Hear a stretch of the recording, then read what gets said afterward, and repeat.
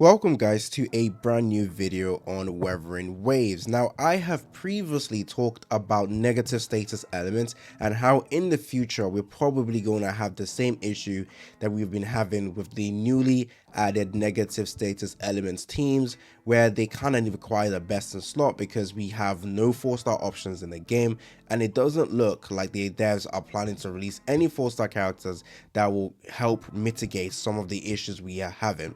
So here we have a post on the Reddit: negative status are a problem, and I understand that this is honestly a major sentiment with loads of people, because honestly it looks like the devs are taking a different direction from how they were from like start of the game. Okay, so it feels like during the anniversary the devs were like, you know what, it's time to become like every other gacha company, which isn't bad, but at the same time every gacha company always prioritize profit over players experience or players enjoyment or players wants and desire. Okay, they just focus on how much money we can get, which is not how, you know, if you saw Wuthering Waves at the start of the journey, was not like that. Okay, Wuthering Waves did not feel like they were prioritizing revenue. Okay, the entire year we were having amazing characters that can be slotted in with multiple different teams. For example, Zeshi, we had multiple characters that didn't require a best in slot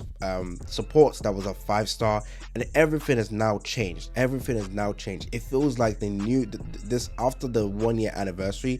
The devs we have are completely different. Okay, they are going in a completely different direction. So again, it is not a bad thing, but it clearly shows that the devs are just like every other gacha devs, which you guys are going to be saying like, duh, of course. But no, they honestly fooled me at the start. I honestly thought they were different. I thought these are the devs that honestly will prioritize players' happiness way more than trying to make more okay, that sounds stupid, trying to force the making money scheme, okay, or going ahead and doing what other gacha companies do to make more money.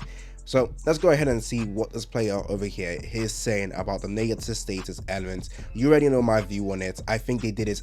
Okay, negative status isn't bad, inherently bad. It was how it was implemented. It was implemented in a way for them to get more money, and it was also implemented in a way where negative status literally does nothing to the game. So maybe it's actually bad in general.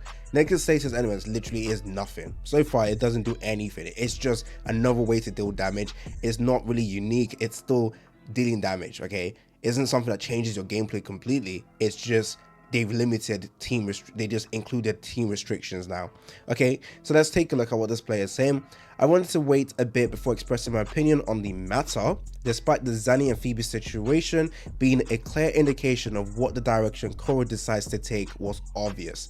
Again, I thought it was just a one-time thing. I thought they would see how players feel about the Phoebe and Zanny situation, but then again, we did have content creators try and downplay the entire situation, so maybe that's why people didn't speak more about it. I don't know, but Zanny and Phoebe situation was absolutely horrendous. In my opinion, I think it's worse, but this player thinks the Katefia and Chikona situation is arguably much worse. Now, I personally don't agree, okay?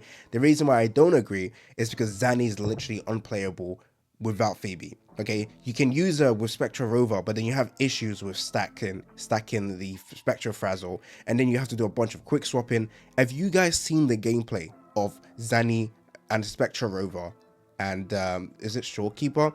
It is absolutely disgusting. The amount of quick swapping you have to do to actually reach just good amount of damage is crazy, or to reach her potential is crazy. Okay, not everyone wants to be sweating, and that's why I say yes, you can clear the end game with Zanny and Spectra Rover and Shorekeeper, but how much more difficult is your team rotation? A lot more, and that's why I arguably think it's worse. Okay, but let's see what this person is saying about Katefia and Chikona.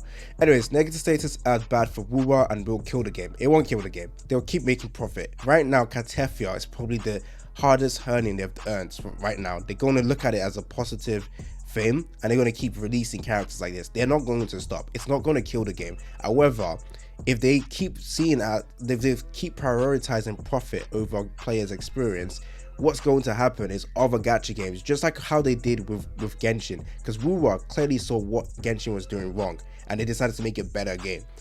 open world game is the future for most gacha games now. Okay, for future of big gacha games, we already have a Seven Deadly Sins Origin coming out, another open world game. I don't think it's going to be as insane as Wuthering, but you know, in the future as well, more open world games. We've already seen what's the Project Mugen, seen other open world games. They will probably look at Genshin, look at Wuthering Waves, the peak right now, and decide to improve on everything else they did wrong. Okay, and implementing negative status elements in the way they do is terrible. Okay, so yeah, I mentioned, so I love the game just as the next person, but I can't help but notice how terrible the new mechanics have been for the health of Ruwa as a whole. I mentioned earlier that Katefia and Chikona's situation is worse than Zani and Phoebe once, and I meant that. The Zani and Rover teams were only 10 to 15% slower than Zani and Phoebe. Yeah, but you had to do a bunch of quick swapping, okay? It was horrendous. That's the thing.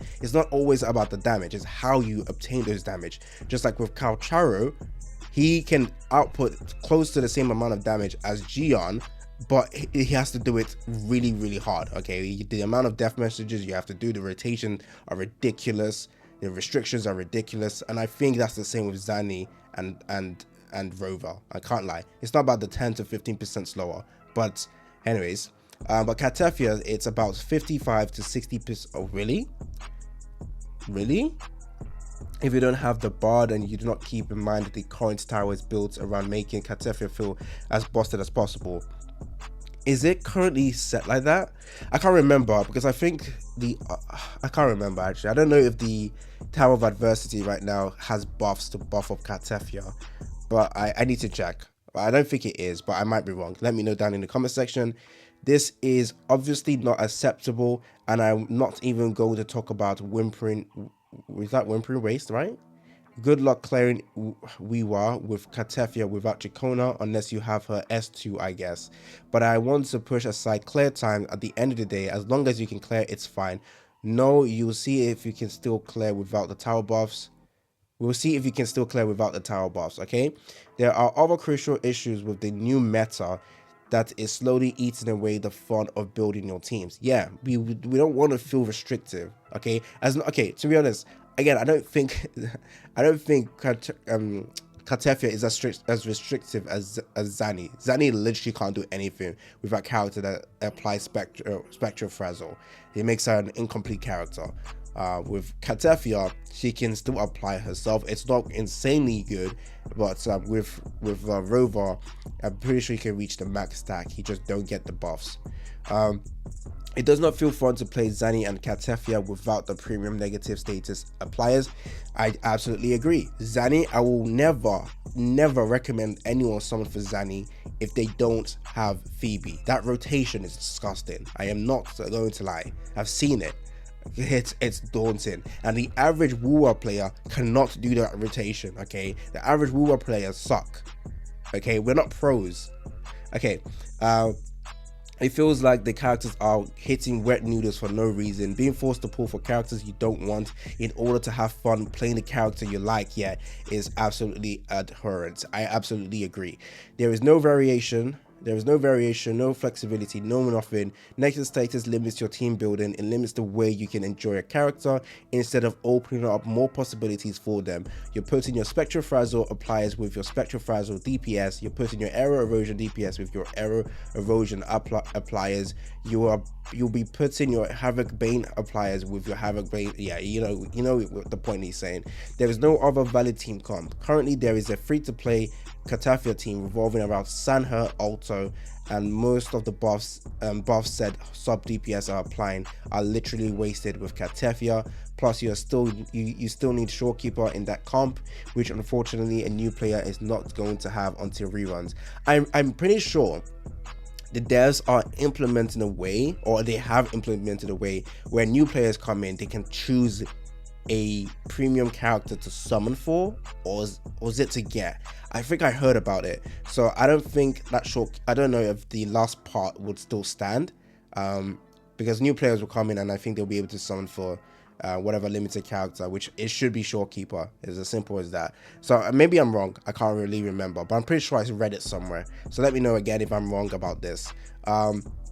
you will have to use Verena, and you're going to have more wasted buffs. At that point, just use Arrow Rover, which also will not perform as well without Chacona. There is no team building left in this game since negative status were forced on us the way they are.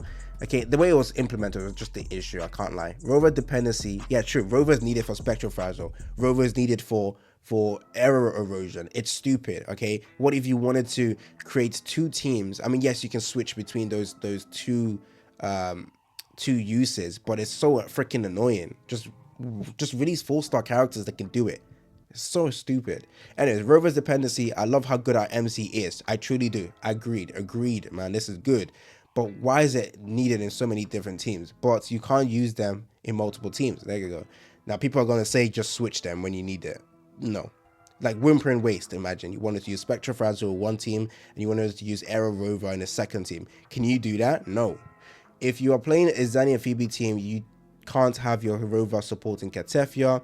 The fact that our MC is the glue that holds negative status elements together is very bad, especially if you like the use of Havoc Rover. Havoc Rover has seen little use now with the implementation of all the stupid negative elements.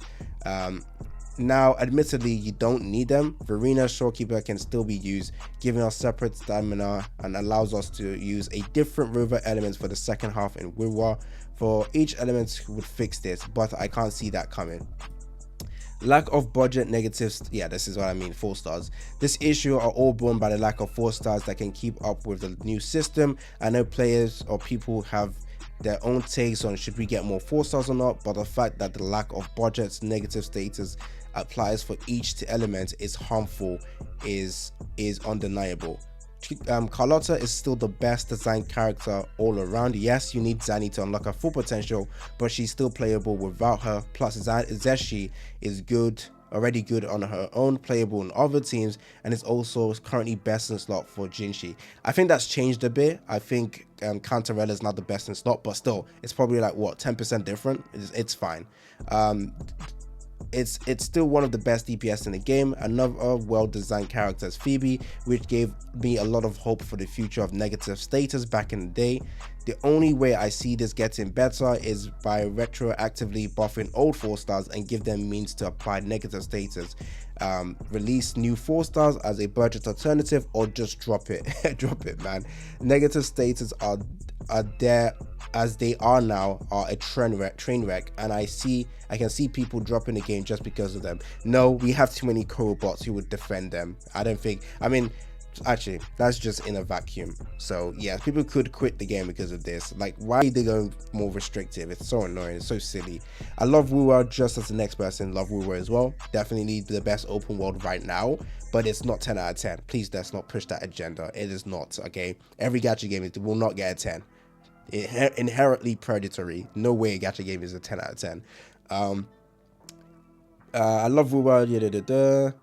I think it's the best game currently on the market by a mile, but Kuro is walking a dark 3D path already. Yeah, no, after a year they changed. I'm not gonna lie, the stark difference of how Kuro was in the first year of the game compared to now is so obvious. It's so obvious that they've just focused now on just money, and I hate this game to turn into another predatory cash. They're just going to be predatory. Gacha games are predatory. The devs are just going to try and get more money. They will, no matter what, no matter how much is going to cost the players, they're going to do it. They know that they've got everyone by the balls now for good gameplay and all that stuff. They're like, you know what, we're going to make you guys just give us more money. With no love left for the players, I doubt we're heading that direction, but our concern about negative statuses should be voiced in order to Kuro to really realize this isn't right. If we don't voice our concern, this will get worse over time. Okay, so we do have other negative status elements team to come out in the future. Is it going to change? Is it going to be different? I don't know. But if it does look like every other negative status elements have this same restrictions, I'm going to just say I was right. Okay, I feel like they're walking in the same direction as every other gacha devs. Just money. How can we get more money? Well, make a character that's so restrictive without another character. Perfect. Now players are forced to pull the second character. Anyways, in general, let's look at what people are saying. Negative statements are not the problem. It's it's how they chose to implement them is the problem. They could have just made more characters. Some characters apply lots of stacks, and other characters amplify the type of damage we currently have with skill amps. Actually, I used to agree with you. I used to think the same, but negative status elements literally add nothing to the game. It's just more damage. It's just damage. It doesn't change your gameplay. It's just it's just that. Um, they just chose to do it more. Insert dev's reason. If it doesn't get better, I it's just them wanting to force you to pull limited team comps. That's it, which sucks. I kind of don't want to pull any more crippled character. That's actually a perfect word to describe them. Crippled. Okay, crippled. That is it. It's a bit annoying to need a character in order to play another character well. Yeah.